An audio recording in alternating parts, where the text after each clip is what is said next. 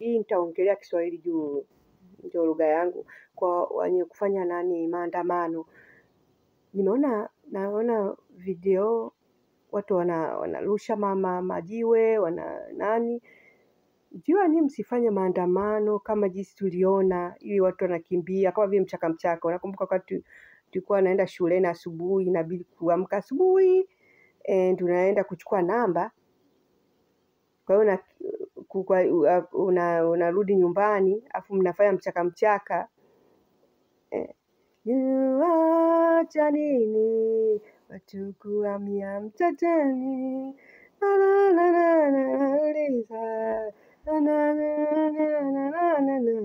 kimbunga cha nini watu kuhamia mpakani.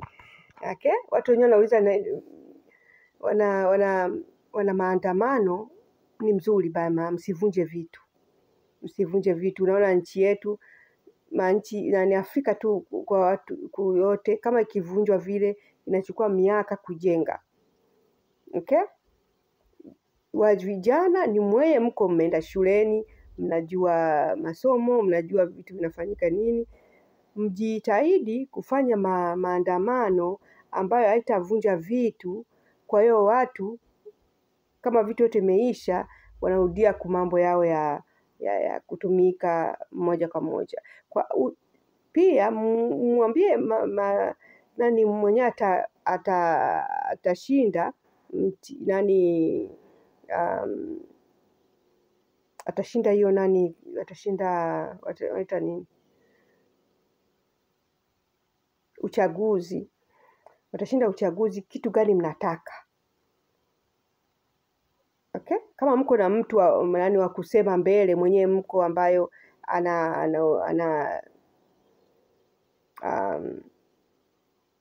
mwenye ana organize vile vitu, mwambie kitu gani mnataka, mwenye atashinda uchaguzi.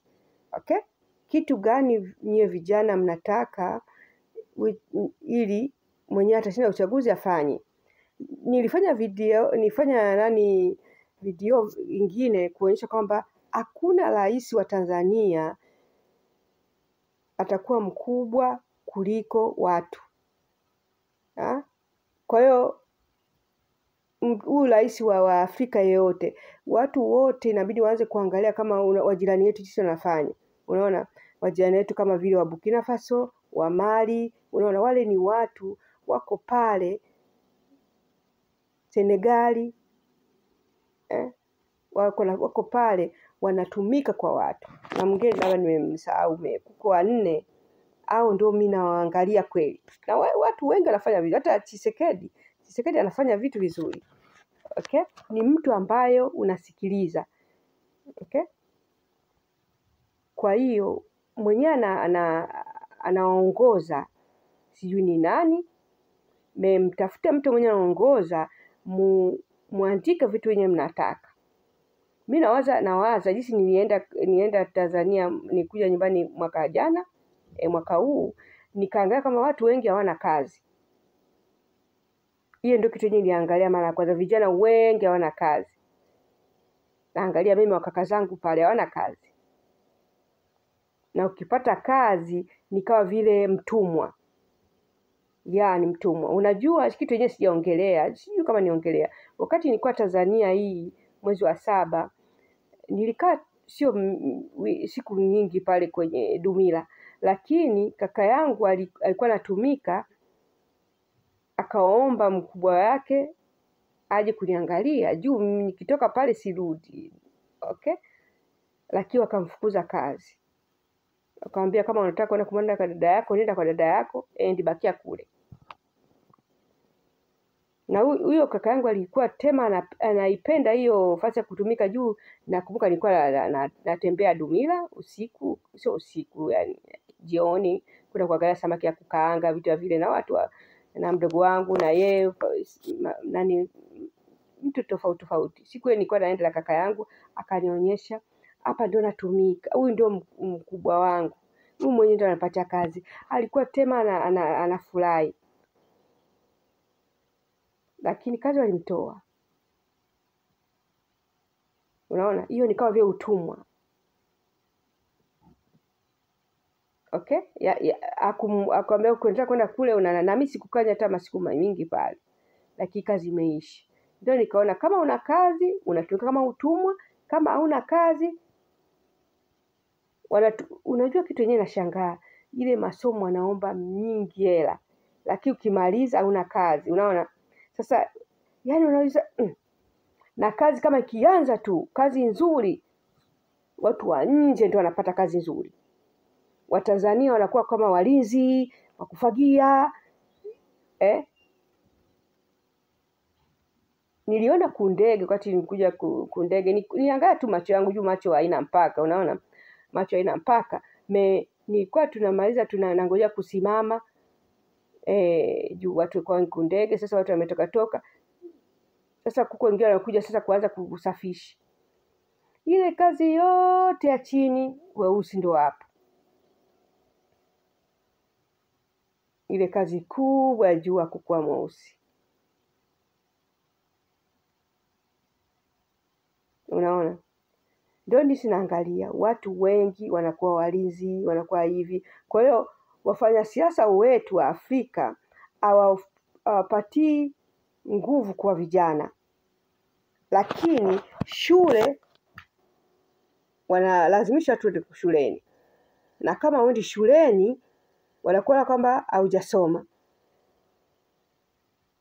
Unaona, yani na wakianzisha kazi inatoka nje, au kazi ya kwetu kama madini yetu, kama madini, sijui madini hivi sijui sana mambo ya madini, nani anachukua madini yetu. Inabidi kuangalia ile nani mwenyewe anachukua madini yetu na analipa taksi ngapi, na ile taksi inaenda wapi, na kazi inabidi 90%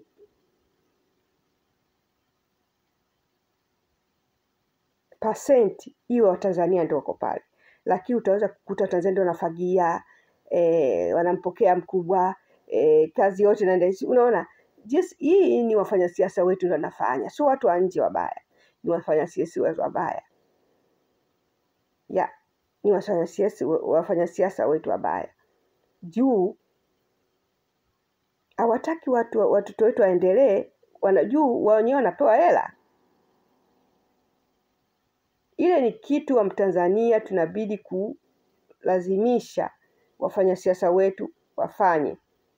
Watu wa nje wanachukua kazi nyingi, na vitu vingine, vitu vya Tanzania inachukua vitu vya nje nyingi kuleta ndani ya nchi. Import kama vitu ambavyo vitaweza kufanya kazi, kupatia watu kazi. Kwa hiyo ukilima hauna pa kuuza, hata kama unauza bei chini, juu mchele wa nje uko bei chini kuliko mchele wa ndani, na mchele wa nje haunuki. Mimi nienda kwa baba yangu Ifakara, baba yangu mwenyewe ndiye anabakia, okay, kaka yake baba yangu amekufa. Mimi nienda kumwangalia Ifakara, akanipatia mchele. Huo mchele unatoka kumaliza hivi, ukipika wali unasikia unanukia.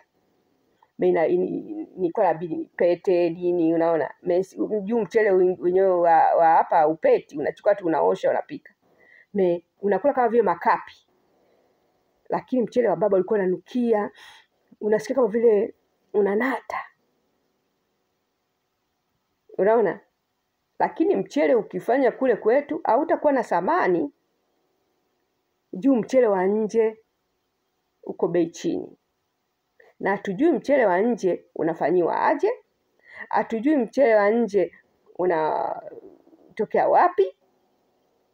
Wanaleta mchele, makuku, manyanya, manini,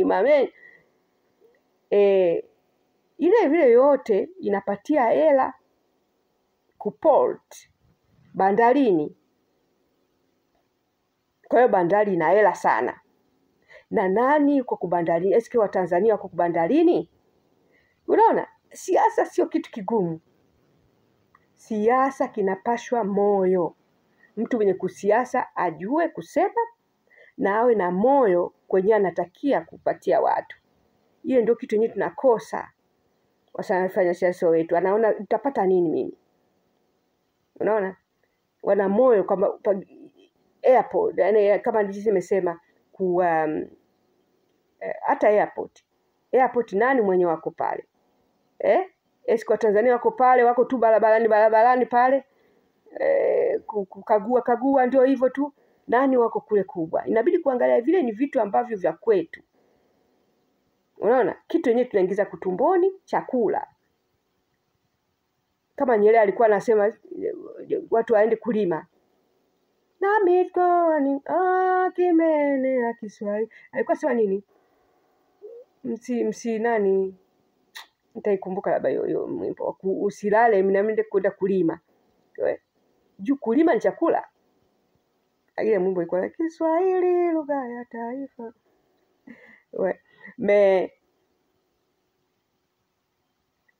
Sasa kitu yenyewe kuangalia kama vile bandarini. Nani wako pale? Unaona? Wafanya sasa yangefanya maisha ya Afrika ya nchi wetu ingebadilika hivi. Na ni kuweka fasi kwenye kuwa fasi watu wenye kupenda Watanzania wapate kazi. Juu kuko watu wenyewe wa Tanzania wenyewe hawataki mwingine Mtanzania afanye. Ile ni kitu ya mtu mwenyewe wanaita nini? Wivu. Nakumbuka wakati nilikuwa Tanzania mwaka jana nilikuwa nataka kwenda nilijaribu nilikuwa kuchukua treni, ile treni electric. Juu nilikuwa nataka kujaribu huko kwa treni. Nilikuwa nataka kujaribu hii mdogo wangu aone treni. Okay, tulikuwa na mdogo wangu na mume wangu na watoto. Nilikuwa nataka naye ajue asikie roho ya treni. Twende. Sasa tulikuwa nataka kwenda kule ku first class, kule kujuu kabisa, kule kwenye juu ile ingine nalipa kama 13,000 shilingi. Ile ingine kama ni 25,000. Mume wangu akasema twende 25 kila mtu tuingie tuone ikoje. Lakini kuko mwingine Mtanzania pale hakutaka. Mimi nilikuwa mbali. Kuna mizigo nikampatia mdogo wangu na mume wangu aende kule mbele, nikabakia mbali kasa okay.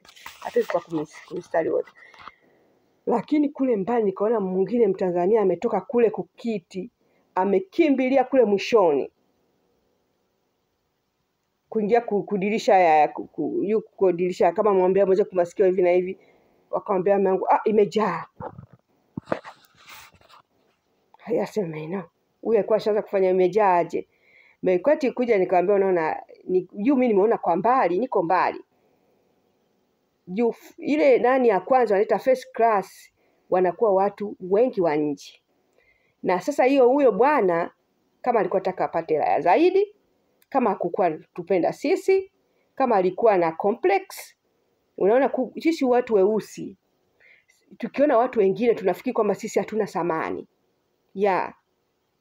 Sisi watu weusi tukiona mwingine anafikia tuko na thamani. Kwa hiyo alikuwa anawaza huyu mweusi aende kwa kunani ya kwanza, labda yeye mwenyewe wivu wake sijui.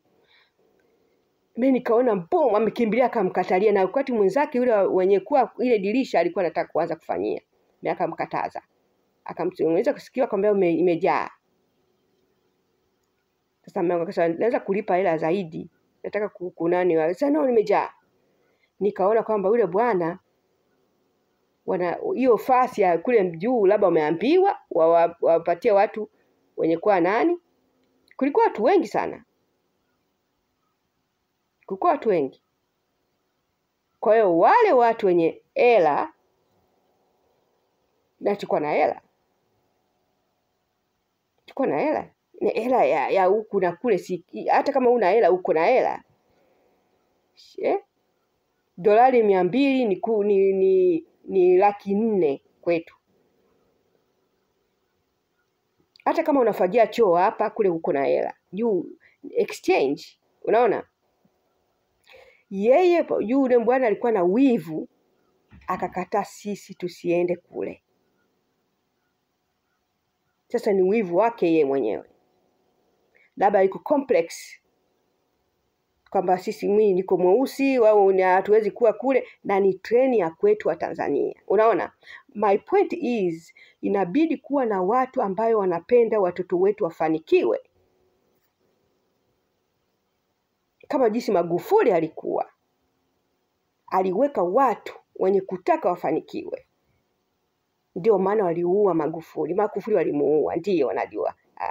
Nimesema Magufuli walimuua. Juu Magufuli alikufa, angalia watu wote walikuwa pembeni ya Magufuli, wote walikufa. Hakuna mtu anasema. Hii haijawahi kuwezekana. Magufuli angekufa sawa, lakini watu wote wenye pembeni wa waziri wa hivi amekufa. Amekufa. Amekufa. Lakini hakuna mtu anauliza. Hakuna international community anauliza.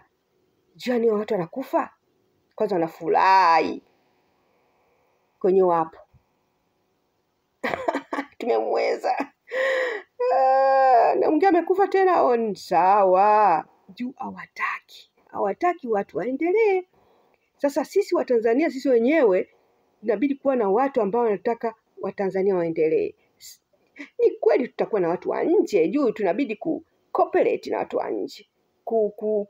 Kusikia wanatuambia nini, kufundishwa, kujifunza kwao. Lakini kama mtu anakuwa na biashara ametoka nayo nje kule kote, anakuja ku Tanzania, juu ukiwa na biashara unapewa msaada na Tanzania. Nchi inatoa msaada kwa ajili ya biashara. Lakini anaweza kuwa na biashara 95 watu wenye biashara wanatoka nje.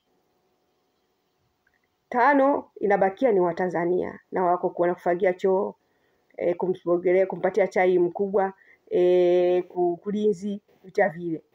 Ndio wanaanza, we create jobs. Sio kweli.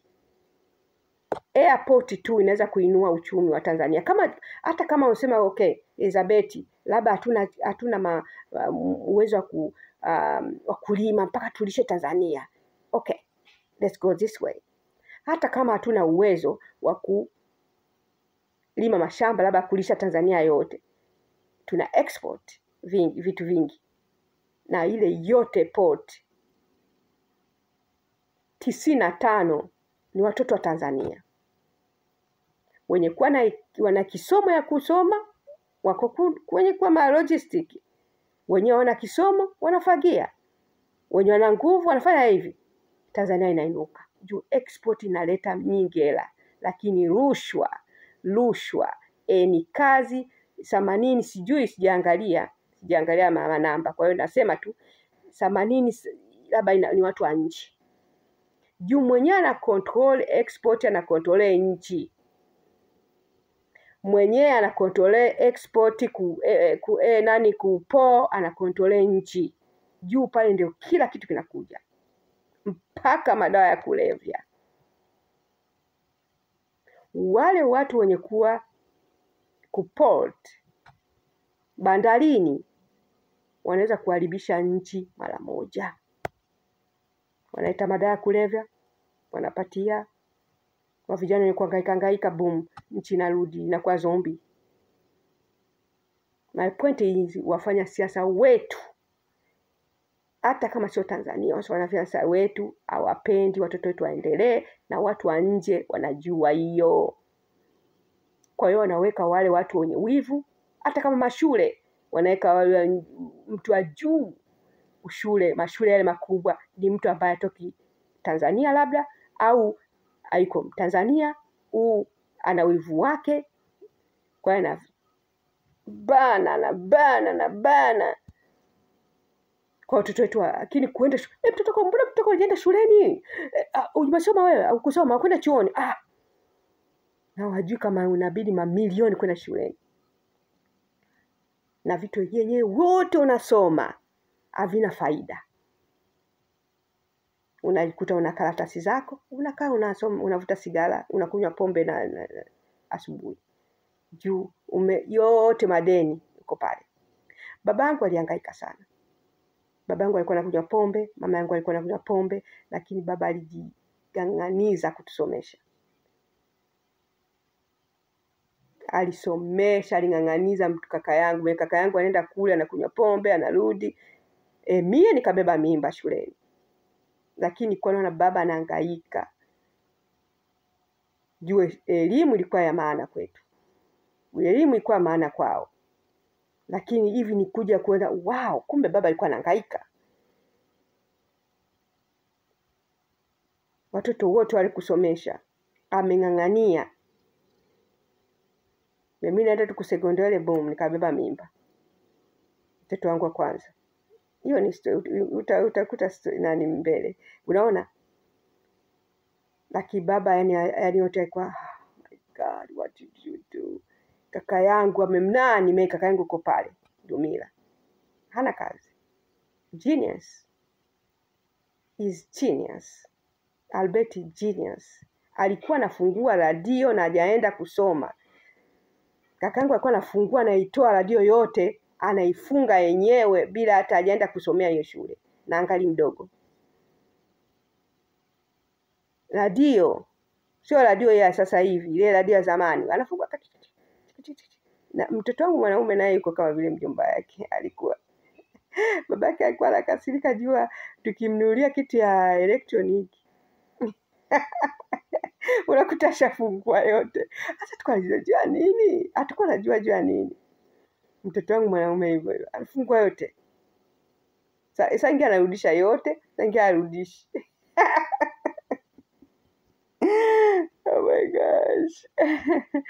Unaona, jua Tanzania tunang'ang'ania elimu na wanatung'ang'aniza elimu. Lakini ukimaliza shule, kazi zote zinatoka watu wa nje. Na kama ukikuajiri ni kama mtumwa. Na dharau. I don't wanna cry. Oh my God. Nakumbuka wakati nilikuwa naenda shuleni. Narudia shuleni Sikonge kabla sijabeba mimba, of course.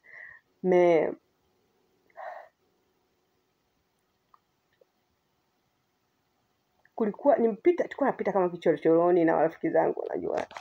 Kwa Dar es Salaam na wazi. Rafiki yangu alikuwa Dar es Salaam na sijui kama nitampataga. Mamake alikuwa anapiga vitumbua. Nitauliza mdogo wangu kama angali. Sasa ngojelea pale iturudi. Sasa tulikuwa tumepita kwa kuvichochoro hivi. Tukaona bwana mmoja mweusi kwa kuchooni. Chooni pa chooni imekaa vile kufa kuogea lo. Nawaza. Ni mrefu sana. Mbona mtu tunasogelea kama vile tutapita baba. Kuona yule bwana anakula papai.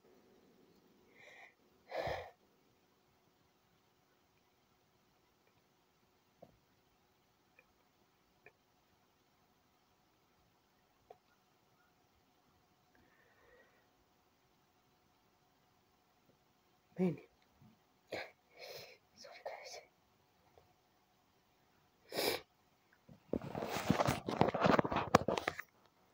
Anakula papai kuchooni. Alikuwa anatumika kumwindi. Nyumba ya mwindi, nyumba kubwa tu. Hiyo nyumba inawezekana. Hii sio kama kusema wa Hindi, napenda Hindi. Kwanza mimi nimekuwa na muziki ya Hindi, napenda India. Kwanza siku moja nitaenda kwa India, sio kitu. Kuonyesha tu kama kazi hakuna Afrika. Hii sio kama sipendi wa Hindi, no. Nimekuwa na wa Hindi, nimekuwa kila kitu, lakini kuona kwamba inequality in Tanzania iko mingi. Naona Watanzania wanajikakamua sasa hivi, kama vijana wanakimbia leo kufanya maandamano, wamechoka. Sijui kitu wenyewe wanataka. Sijajua kwanza kitu gani wanataka. Nataka kujiuliza, hakuna wifi kupata mavitu. Sijui watu wanapatia wapi mavitu. Ningekuwa na uwezo ningekuja hivi nimeona watu wanakimbilia kwa airport. Sijui kama mtu anaweza kuchukua ndege kuja kule. Anyway, tuwapita, sijui nilikuwa na rafiki yangu sikumbuki hata. Kuona yule bwana, nyumba nzuri tu. yuko nje ya nyumba.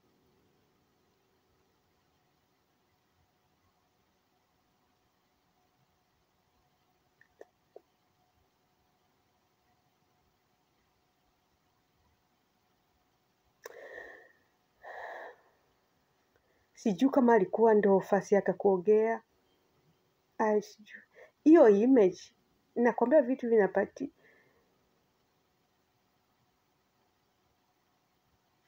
Miaka 30 iliyopita au miaka 40 iliyopita au miaka 25 iliyopita ilibakia kukichwa.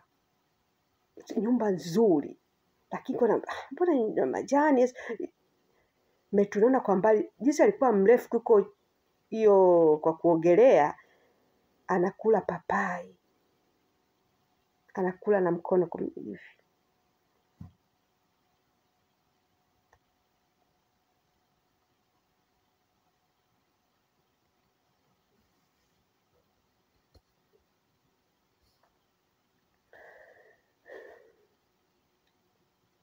Ilibakia ile kitu ibakiaga. Nikaanza kuona anakula.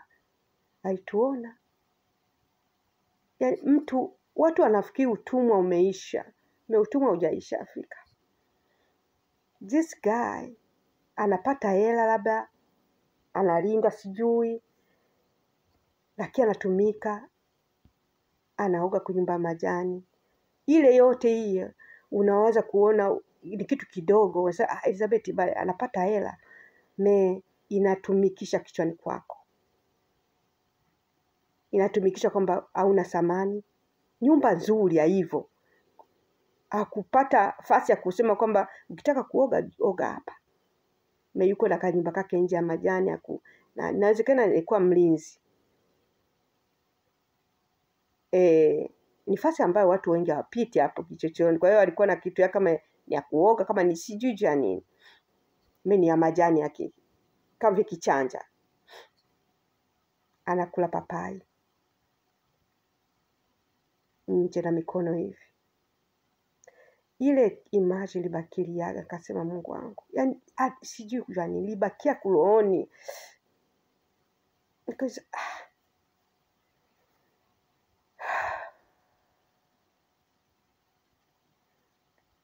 wa vijana wanasikia, wameshachoka hiyo. Kwa hiyo wafanya siasa wa Tanzania. Mimi niko mbali, mimi niko Canada hapa. Mwe mko kule ndio mnajua mambo ya kule. Watoto mwasikilize, wanataka nini? Vitu Tanzania inaweza kubadilika hata mwaka mmoja ufiki. Kama kwa wafanya siasa wana law, wafanya siasa wanataka mabadiliko. Wafanya siasa wanapenda Tanzania. Wafanya siasa wachukui rushwa, which is hard. Rushwa ni nini? Funga mdomo na kupatia hii. Ndio rushwa. Na wengine anaweza kukataa rushwa, wanamtoa kazini. Unaona? Kwa hiyo inabidi uwe na integrity. Kitu gani unataka kufanya? Na ukiangalia sichukui rushwa, nitalisha nini watoto wangu? Unaona? Watu wengi hawajui. Vitu vingi Afrika watu wanafanya. Aseme kama sichukua nitafukuzwa kazi. Kama ufukuzwa utafanya nini? Unaona? So I don't know. Unaona? Kwa hiyo export, import, okay? Niko naongea import kama unaweza kupata ndio vitu vinatoka kule. Kama tuna import vitu vingi, ile yote ingefanya kazi Tanzania, watoto wetu wangepata kazi. Na uchumi unabadilika hivi na hivi. Maisha ya watoto yanabadilika hivi. Kama mjini kuwa pale mkubwa ile anataka kwamba Tanzania watoto wapate kazi. Lakini sijui wanafanyaje. Ile tu ingepatia mamilioni ya watu wa Tanzania kuanza chini mpaka juu. Hata kama kwa watu 5 6 wanatoka nje. Juu inabidi ku airport mwenyewe kama ni private sijui, kama ni ya nchi na sielewi. Juu inabidi kuangalia kuko manchi iko na vitu Ni watu wa nje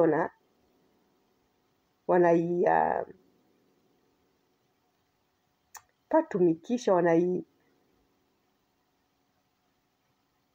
ndio wameianzisha, kama wameinunua vitu vile. Kwa ile kitu yote ingekuwa kuwa ni ya serikali. Juu bandarini ni national security. Kwa mimi nawaza bandarini inabidi ya nchi, juu ni national security. Ni kama vile mlango, kama vile geti. Kama mtu ina nyumba na geti, hawezi kuweka mtu gani yoyote kugeti yako. Kwa hiyo nchi yenye kuwa nchi kweli inabidi iwe ni nchi ndio inachukua national security. Okay? Bandari ni national security. Kama vile airport ni national security. Unaona? Na anga. Juu kama nchi huwezi anga na airport mwingine mtu wa private ndio anatumikisha, unaona? Okay?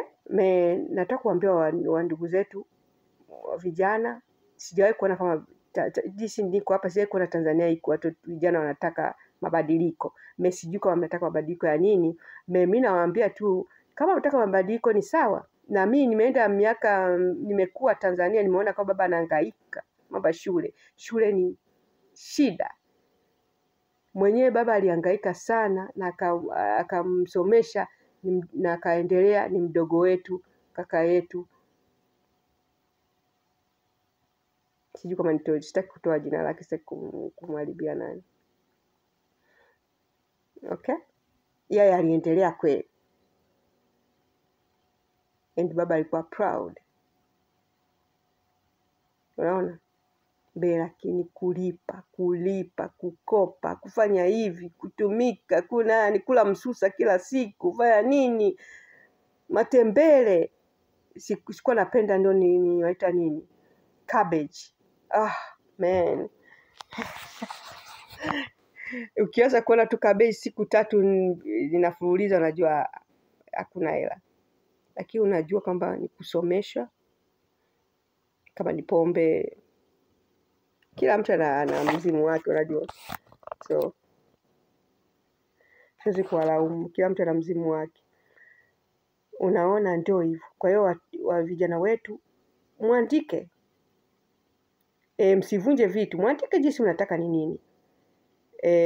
Hata kama mnataka sijui atachaguliwa, kama ni Mama Samia, kama ni mwingine sijui ni nani, inabidi kuanza leo atakayechaguliwa asiwe mkubwa kuliko sisi watu. What you mean? Muulize kitu gani mnataka. Na mweye wa Tanzania wenye kuwa mambo ya juu inabidi mfungue macho. Mnapatia watoto wetu kazi. Your ego is too big. Juu wengine kwa Tanzania hawataki wengine Mtanzania apate kazi. Inabidi ile complex tuitoe. Juu sisi wote tunataka, watu wote wanataka kukuza watoto wao kwa chakula. Na Watanzania ni watu wanaangalia mtoto wake, mkubwa wake, ni watu tunapendana. Kwa hiyo ile yote yenye kuwa pale ya nyumbani tuilete kwa makazi. Na msikubali kazi ya chini, 80 yote inaenda kwa watu wa nje. Hata kama mtu anakuja na kazi yake kule na nani, unajua mtu kama akishahamisha biashara kule, anapata hela ya nchi, inabidi kufundisha watu ili wafanye. Sio kama unaweka tu kwa ajili watu. If I have business, I just don't put anybody. I think my business should be somebody will not only anajua kazi, ana moyo wa kazi. Unaona? Kwa hiyo muangalie Watanzania, nawaambia tuanze kuangalia mambo ya kulima. Kama ni watu wanachukua mavyakula nje sana, muangalie nani mwenye bandarini, nani mwenye ana nani. Mwanze kuangalia vitu, mwenda shule muangalie vitu, nani yenu inaenda wapi. Madini yetu nani anachukua madini. Na kama ni madini analipa wanaita nini? Tax, wanaita nini tax?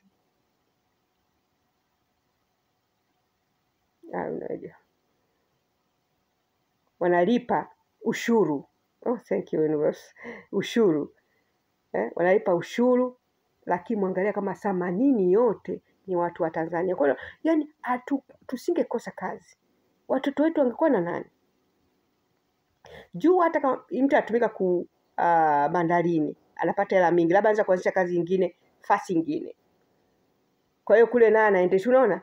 Kwa hiyo sio kama bandarini tu ndio itakuwa kazi. Kwa hiyo kama 80 yote ni ya bandarini, watoto wa nchi, sio kama watu wa kufagia, wa kufanya neno, ile kazi kubwa kabisa. 80 au 90 ya watoto wa nchi. Hapo watu wa umaskini, watoto wengi nani? Watanzania wengi umaskini. Unaenda ku airport 80 au 90 watoto wetu. Sio kama tukufagia nani kuosha ndege ni nani. Una train watoto wenye nani ndege ni na hivi wenye kuwa na kila kitu 80 au 90 wa Tanzania. Unatoa umaskini wa Tanzania. Ukija kwa madini hivyo hivyo. Madini ni kitu yenyewe Mungu ametupatia. Nani anatania madini yetu? Miaka ngapi wanachukua madini yetu?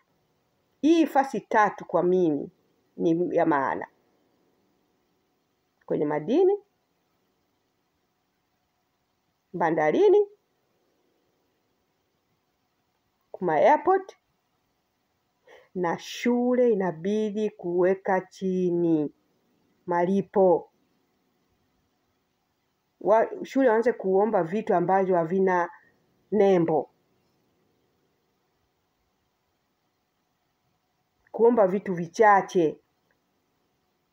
Na shule ambayo inaanza kufundisha watu wetu wa Tanzania, wa hero wa Tanzania, wa hero wa Afrika.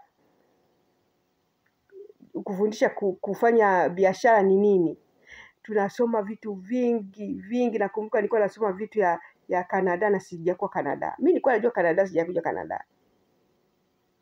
Canada hajui Tanzania. Oh, Tanzania. Oh, weze.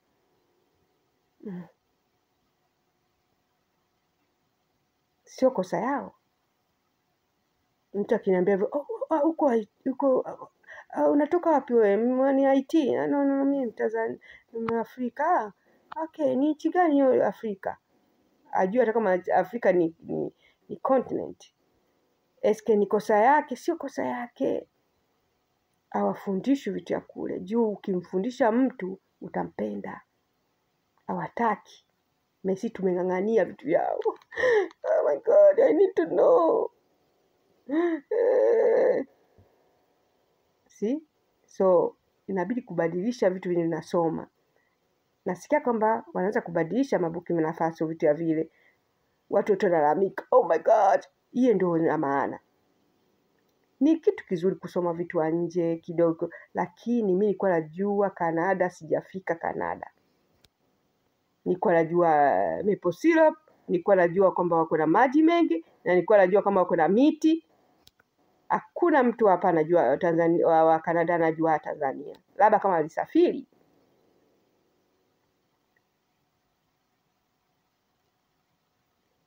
Hiyo ni vitu ya kufanya, na vile kuona kwamba kupatia thamani mwingine Mtanzania. Ile ni kitu yenyewe tunafanyaga vile. Jinsi watu wa nje wengi wanakuja, Watanzania wanaanza kuona kwamba mtu anakuzalau, anazalau wa Tanzania na yuko kwa Tanzania. Na wengine wa Tanzania wanazalau mwingine Mtanzania kwa ajili anajua yule mwingine mtu wa mbali ana hela mingi kuliko Tanzania. Nakumbuka nienda kumaduka kutafuta mkate, nilikuwa napenda mkate unachanganywa na sukari. Ni mkate hapa nanunua kwetu Costco. huyo mwanamsichana alikuwa anauliza, are you sure now buy this one? Ilikuwa ni 30,000 mkate mmoja. Nakula vipande viwili tu. Mimi nilikuwa nataka kununua, nikanunua ili tulikuwa na watu wengi kwenye nikuwa mwaka jana, tulikuwa wengi. Ni hela mingi 30,000. Mimi nilikuwa nataka tukuona hii mkate juu. Ndio yenyewe napenda. Naweka sukari na kama vile cake. Nikula mandazi, chapati, vitu vile sambusa, ndio yenyewe napenda sambusa. Oh my god. Anyway, yule mwenye kuuza walikuwa wananiangalia, utafikia hawataki ninunue, na walikuwa wananiambia, utaweza hii? Yaani maswali na maswali. Nikasema, ewa. Juu naonekana mweusi. Ana hela huyo. Mweusi, inabidi mweusi uwe unachezesha, labda uwe unachezesha matako, sijui unafanya nini. Si ndio? Hakuwa na mimi. Na nilikuwa sikuwa peke yangu. What is going on? I have no idea. Juu sio kosa yake. Ni tume brainwashed. Na ni duka ambayo watu wanaingia wenye hela. Sio kwamba na hela. Exchange rate. Kila kitu kinatokea kule. Afrika iko masikini kwa ajili ya exchange rate. Wanaing'ang'aniza Afrika ibakie masikini na exchange rate. Jinsi tunachukua vitu vya nje kuingiza ndani, thamani ya hela yetu inashuka. Kwa hiyo wafanya siasa wetu wanajua ile na wataki kufanya. Jinsi tungekuwa nalima vitu vyetu, tunapeleka nje.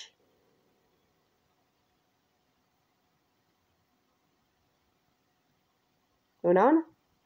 Kitu kizuri walifanya Tanzania ni furahi hela. Hiyo ni furahi kweli. Mwaka juzi, ule mwaka ingia tuenda, atakuwa hatujui tukaenda na American dollars, cash. You don't need to. Kwa hiyo Tanzania amefanya kitu kizuri, unaingiza tu kadi yako unatoa shilingi Tanzania. Kibaya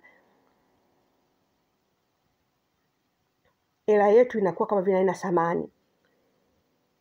Kwanza nilikuwa nachukua mpaka nauliza Mungu wangu. Juu kila kitu inabidi nilikuwa nachukua hela mkononi mpaka naanza kuogopa. Juu sijazoea kuwa na hela mkononi. Man, sijazoea kutembea juu kunalipa na kadi. So na kule kitu vingi ukitaka kula kama unaenda kwa makali yako unabidi na hela ya nani?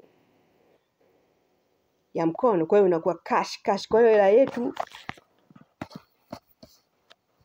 mingi mpaka nilikuwa tu anaweza kitu gani? Mbona hela kuja kuangalia ni shilingi 200 tu, ni 400,000. Hiyo mbali ingekuwa hata 20,000, 40,000. 400,000 lakini ani 400,000. Wait a minute. Nikajiza what? Na napanda basi na shilingi 1,000. Yaani kwa mpaka siku moja nienda kupatia mtu hela nyingi, sikuwa najua exchange. Nikajiza what is going on? Ndio nikasema okay, kaa chini usome hela tofauti. Ndio nikaanza kusema hii mwaka nienda mimi peke yangu, nikikaa mimi mwenyewe naanza kuangalia jinsi gani hivi na hivi, kitu gani natoa hivi na vile napatia hivi na hivi. Nikaanza wafanya siasa wetu hawataki kubadilisha maisha, hawataki. Narudia, hawataki. Wangefundisha watoto wetu kulima. Tuko tunalima wakati tunakuwa jembe. Mimi nilikuwa mvivu na nilikuwa na bahati. Shuleni tulikuwa tunalima na majembe. Mimi nilikuwa na bahati, Mungu alikuwa anasaidia. Nilikuwa na mwalimu tu akiniona tu naanza nimechoka. Na nilikuwa nimechoka kweli juu hatakuwa nafanya kazi ya hivyo nyumbani kwetu. Na baba yetu alikuwa anatubembeleza kweli. Nilikuwa baba mzuri anyway. Sasa unakuwa mvivu. Sasa kushule naona tu yani mimi yote nalegea. Nipatie tu 2 jumlisha na 2 4 nitakuna nimekulima. Ndio anambia okay, kaa chini wewe naye.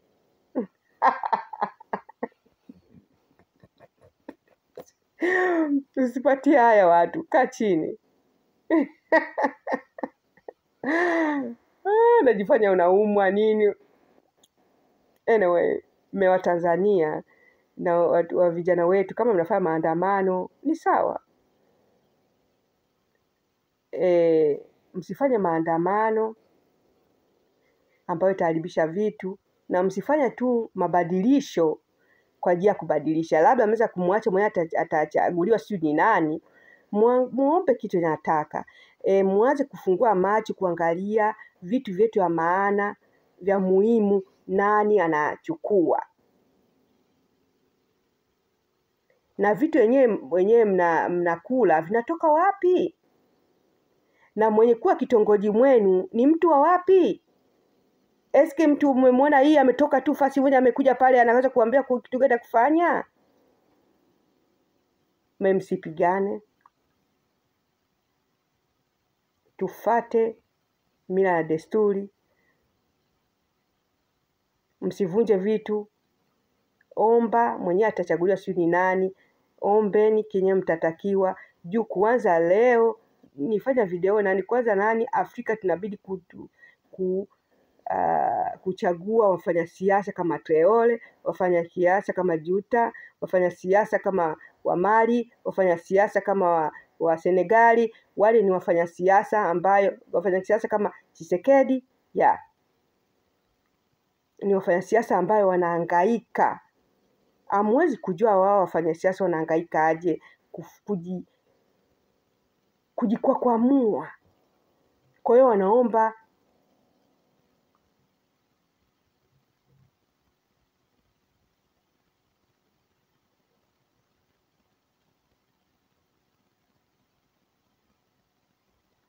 wanaomba tuwasupport. Nilikuwa nataka kusema pray, sijui kwa Kiswahili. Wanaomba tuwaombee. University is helping me. Asante Mungu. Wanaomba tuwaombee. Hao watu ni waotajia kama Mali, Burkina Faso, Tshisekedi, Senegal, Niger. Wao wana nani? Hata kama Kameruni wanafanya maandamano na wenyewe. Juu rais wao mezeeka kweli. Meatoki. Unajua ni atoki? Juu wa Francais ndio anamtaka abakie. Juu yule bwana anachukua madini yote anapeka ku France. France ana madini ya kila nchi ya Tanzania, ya Afrika, lakini hana madini kwake. Lakini international community wanafunga macho. Juu ni ndugu yao, mzungu mwenzao. Lakini ukifanya sisi kwetu tutaanza kuita dictator. Lakini France sisi anafanya Afrika, kuna mtu anamuita dictator. Kwa hiyo anampenda, yuko kila fasi. Anaenda hapa, anakutana na Trump, anaenda hapa, anakutana na huyu, hakuna mtu anamsemesha. Wanapenda. Hakuna mtu anamuita dictator. Lakini France ameua wa rais wa Tanzania mengi. Hajaweza kwenda prison. Kwanza tunamworship. Tulefer. Yala. Waimbaji wetu. Tulefer. Hawaimbi kwao, tunaimba kwao ndani. Na wanaangalia sasa. Parce que tuko complexe. Tunapashwa kusema kitu ambayo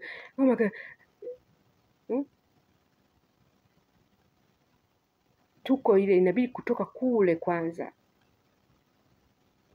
ili kuona jinsi tutaanza kunani. Kila mtu Francis anafanya anachukua madini ya Kameruni, alikuwa anabeba ya kuzoa ya Mali. Ndio maana anataka kurudi tena. Unajua nini anataka kufanya vile? Jua anaona hata kama watamtoa leo France, ana madini ya kuishi miaka. Jua ameweka. Ana mabanka na mabanka. Lakini Waafrika wenyewe hawana hayo. Hatuna hayo kwetu. Hatuna mabanka. Wanajaza mabanka kwao na madini yetu, wanakuja kule wanachimba, jua na vitu ya kuchimbia, na 80% ya kazi ya kwao tena wao wenyewe wanatuita nchi yenye haijaendelea.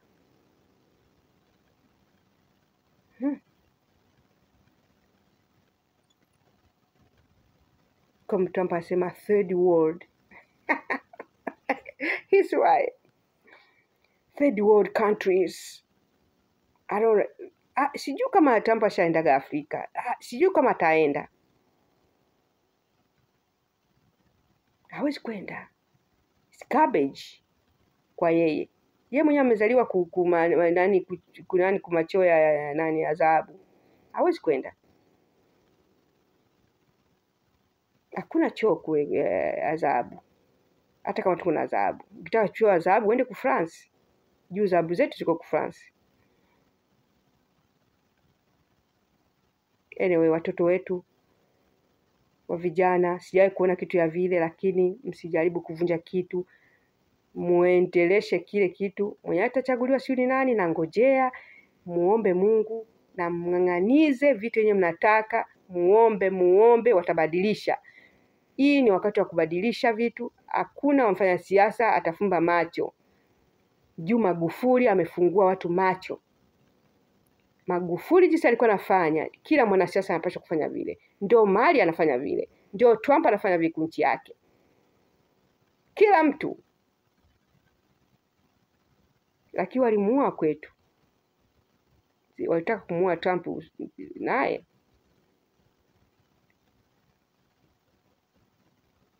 Unaona?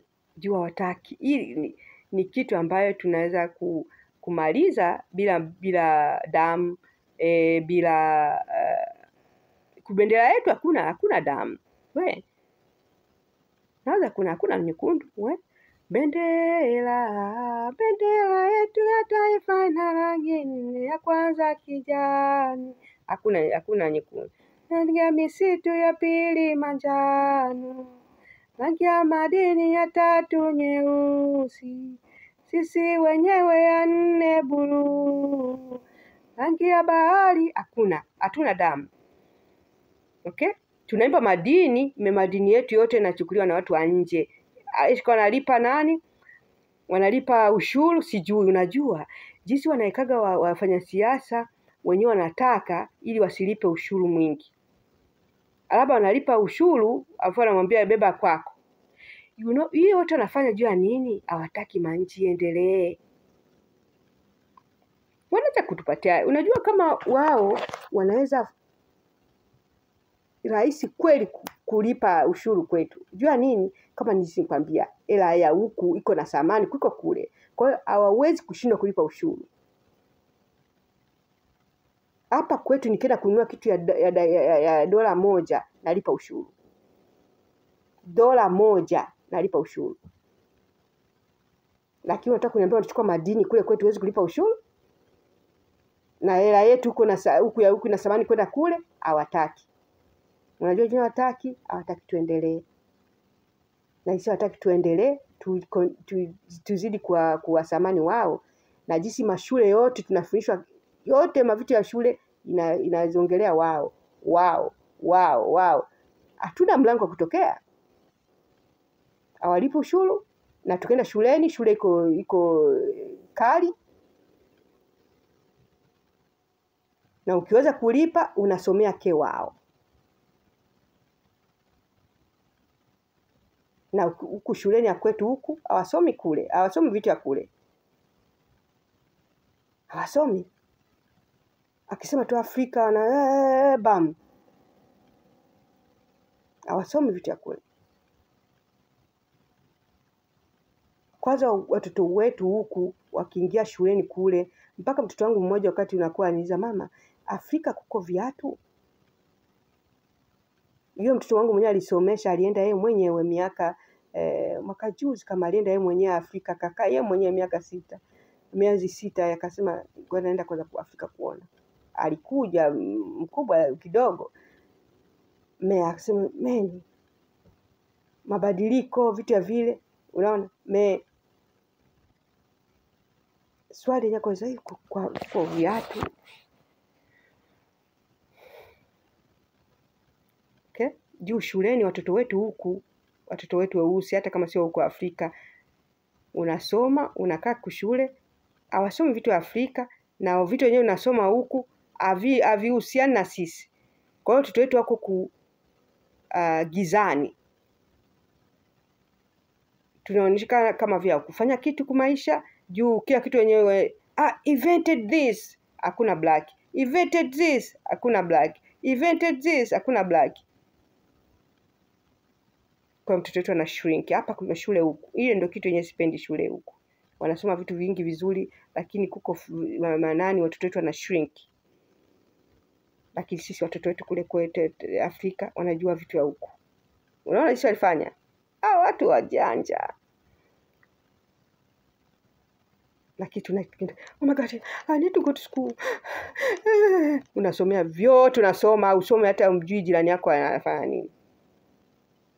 Kwa hiyo ukiwa na wafanya siasa miaka ijayo, mwanasiasa mwenyewe atabadilisha vitu ya shule.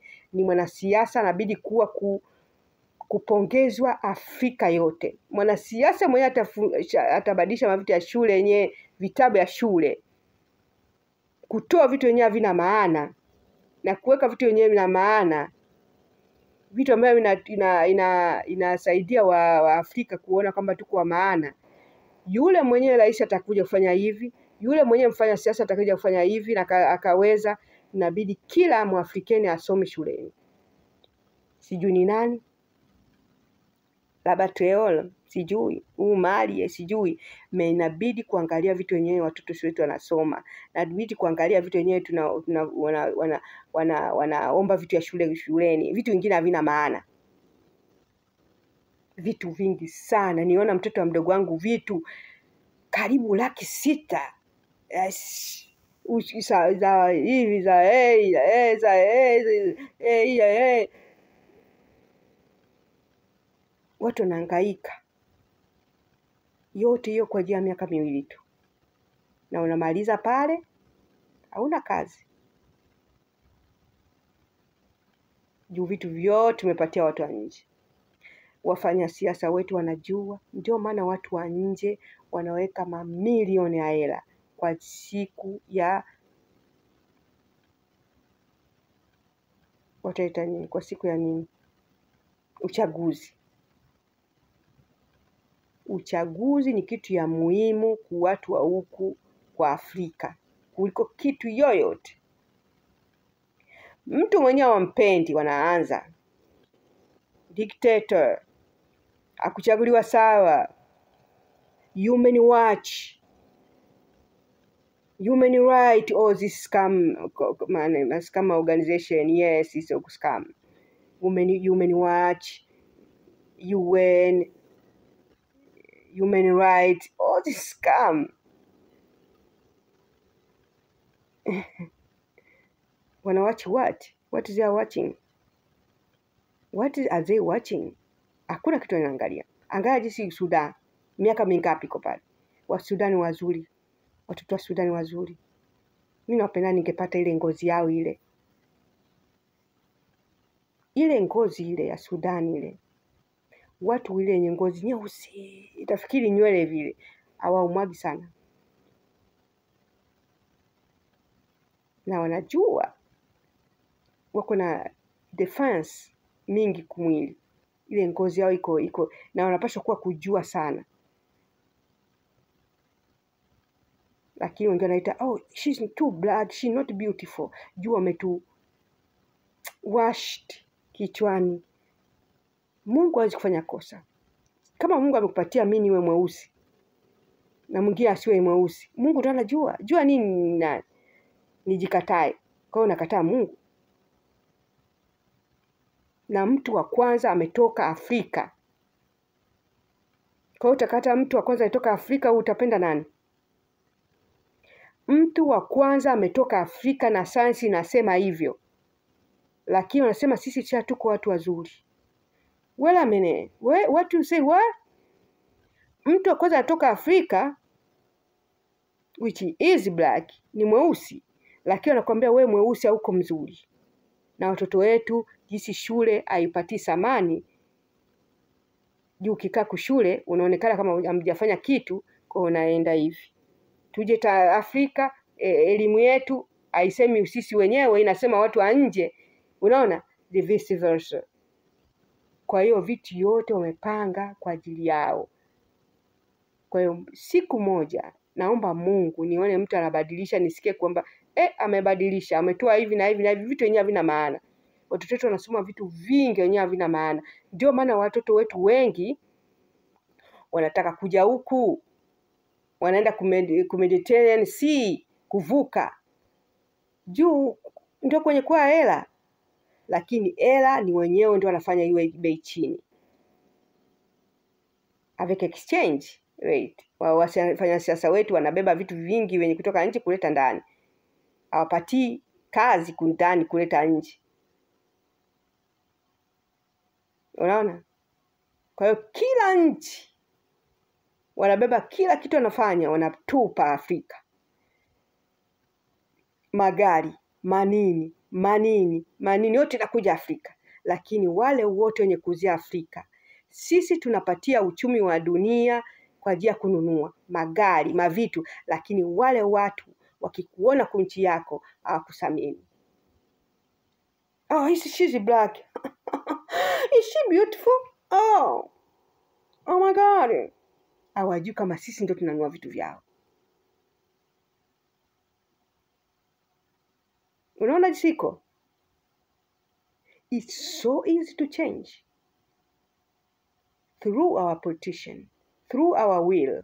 Lakini wanang'ang'ania kufanya, ukitaka tu uchaguzi wanaweka mahela.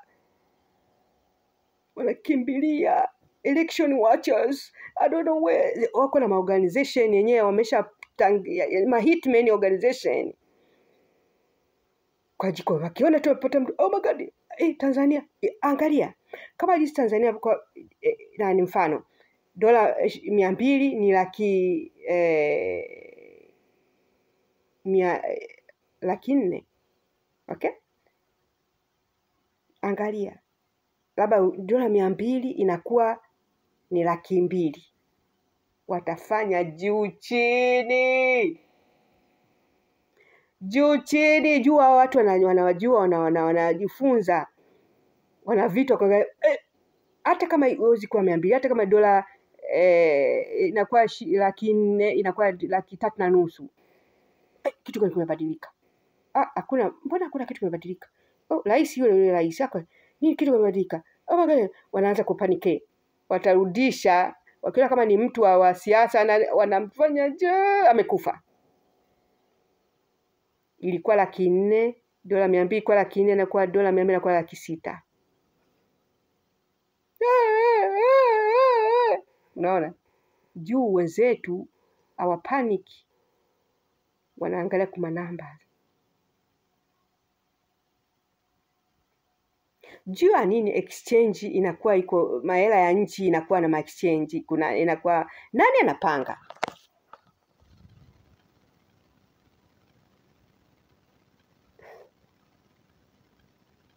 Nani anapanga? Jua nini anapanga? Jua nini manchi anakubali hiyo? Kila kitu kinapangiwa huku. Hakuna kupangiwa Afrika. Lakini wanapashwa sisi. Mimi nilisema kwingine video kwa Kiingereza, kama Afrika. Jinsi junta de Mali ameng'ang'ania madini vile. Auzi madini. Kila nchi anasema vile. Hakuna nchi inasimama. Je te dis, mwezi mmoja nchi yote na manani na hiyo Dow Jones inaanguka.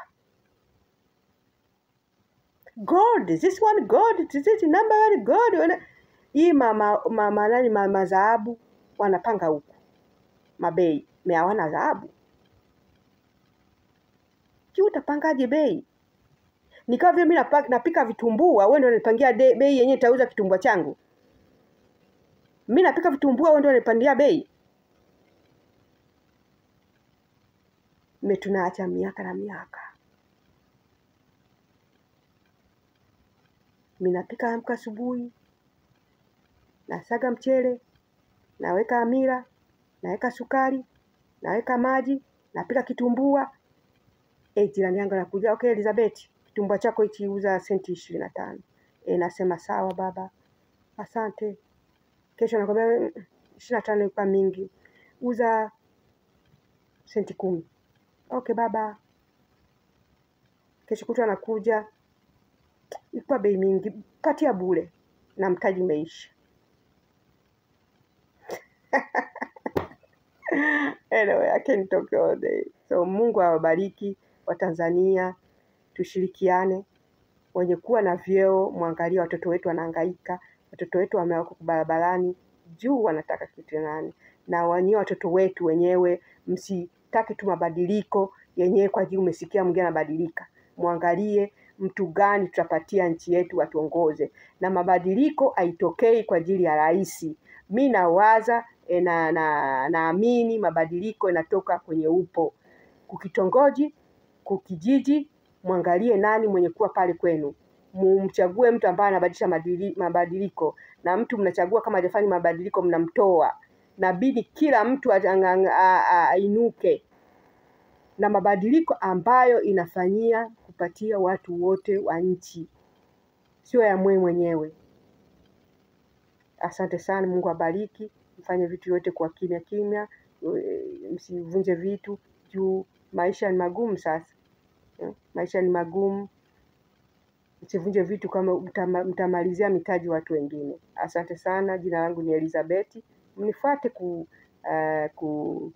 X. Niko na YouTube. Jina langu hiyo Elizabeth. Okay? Asante, Mungu awabariki.